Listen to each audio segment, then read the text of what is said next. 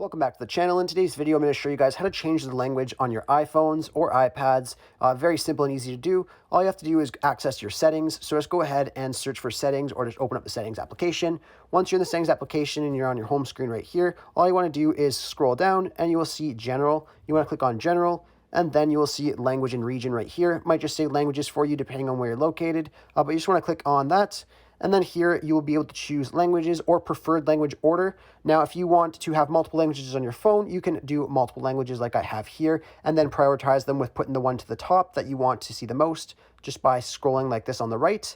So obviously I have English as my top, but if you want to add another language here, you can go ahead and click on add language and then scroll down, choose any language you want. So let's just say if I want to add Italian, I can go ahead and click on that, and then it will say here applying the setting where we'll start your phone. You can either change it to Italian here or keep English. Now obviously I'm going to keep English because I don't want to change it, but if you wanted to change it, you could obviously click on change to Italian or to any language that you would like to, and then it will change your main language. And then when you restart your phone, you'll be able to come back over to this section in the settings and then change it and prioritize which language you want the most.